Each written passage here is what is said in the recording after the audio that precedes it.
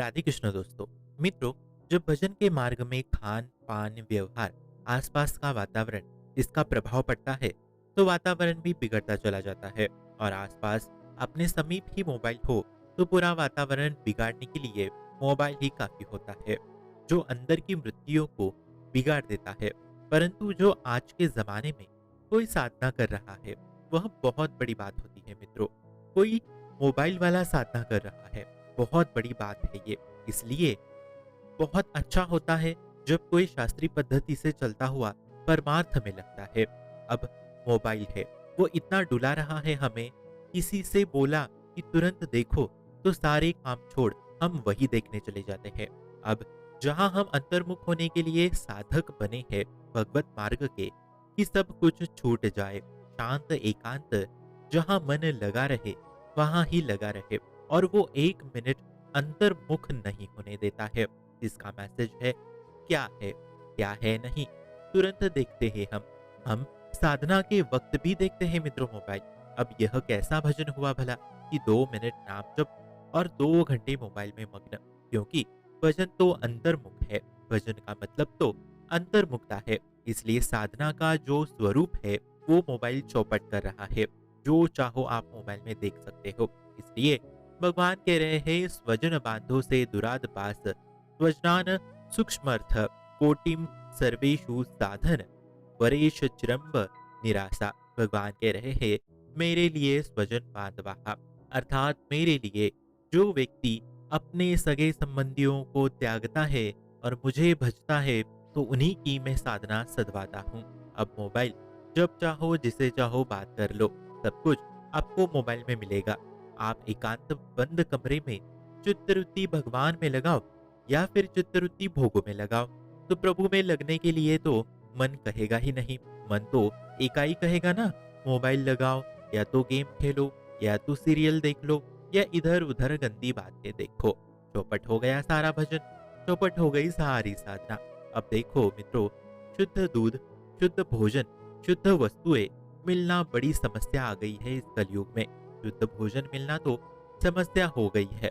कौन आदमी कैसे अपवित्रता से क्या क्या चीजें बेच रहा है।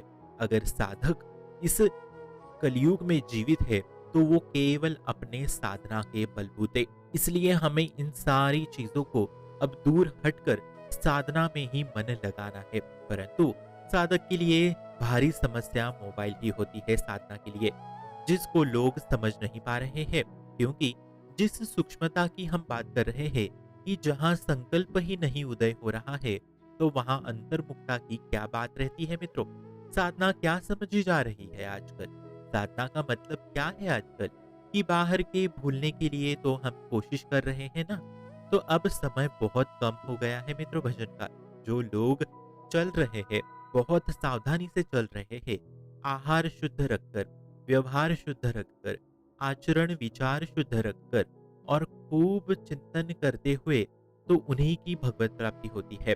अब आगे जाके पैसा खान पान नहीं मिलेगा, बस यही रहेगा कि यार बैलेंस बन गया कि नहीं, रुपया पैसा आ गया कि नहीं, खाना पीना हो गया कि नहीं, सुखी से तो चल रहा है ना सब कुछ। तो ये बहुत ही साधक के लिए दुर्भाग्य का विषय है मित्रों। जो सुख सुविधाओं का भोग करके राजा जैसा जीवन जीता है तो उन सारी वृत्तियों का हम पर भी आगे असर पड़ता है मित्रों। वैसे इस मोबाइल में बहुत है और इस मोबाइल की बड़ी कृपा भी होती है। सद्गुण वाले सद्गुण ही मोबाइल से ले लेते हैं, दुर्गुणों का स्वीकार्य वे लोग नहीं करते हैं, वो सद्गुण ही मोबाइल में देखते रहते हैं। ऐसे लोगों का अति कल्याण होता है, तब वह बहादुर आदमी माना जाएगा मित्रों। परंतु साधक से ऐसा नहीं हो पाएगा मित्रों, क्योंकि लड़ते लड़ते साधक हार जाता है। इसलिए हर पल याद रखना कि हमारी लड़ाई मोह और माया से है। इससे छुटकारा पाना आसान नहीं होता है मित्रों। भगवत प्राप्ति आसान समझिए क्या? भगवत प्राप्ति यदि सच्ची में चाहते हो तो अभी मोबाइल से दूर हो जाओ, केवल मोबाइल को सद्गुण देखने में लगाओ। किसी से कोई बात हमें व्हाट्सएप पे या सोशल मीडिया पे नहीं करनी है। मोबाइल पर भजन कीर्तन या भगवत कथा, भगवत मार्ग के चैनल से ही हमें जुड़ना है। जो हमें भगवत मार्ग से जुड़े रखते हैं उन्हीं से हमें मोबाइल के द्वारा जोड़ करके रखना है। सोशल मीडिया से अभी दूर हो जाओ मित्रों। यदि सच में भगवत प्राप्ति चाहते हो कि ये अंतिम जन्म है, अंतिम मतलब अंतिम जन्म है और मुझे इस जन्म में प्रभु श्री कृष्ण को प्राप्त करना ही है, ऐसा दृढ़ विश्वास यदि आपने किया हो तो ही आप मोबाइल से दूर हो जाएंगे, अन्यथा आप नहीं हो पाएंगे। और मित्रों, जितना हो सके उतना नाम जपने की कोशिश करें। हर 5 मिनट में मोबाइल में सद्गुण में लगाना है। जैसे हर 5 मिनट में मोबाइल में अलार्म लगा लिया, तो वही अलार्म बजते बजते राधा राधा 2 बार बोल लिया। अब दिन भर ये करना है और सुबह जब आप उठते हैं तो उठते ही 16 माला जप करना है। फिर कोई ताकत दुनिया की नहीं रोक सकती आपको भगवत प्राप्त होने के लिए। इस बात को पक्का पक्का पक्का हृदय में बैठा लीजिए। शुभम भवतु कल्याणमस्तु। राधे राधे।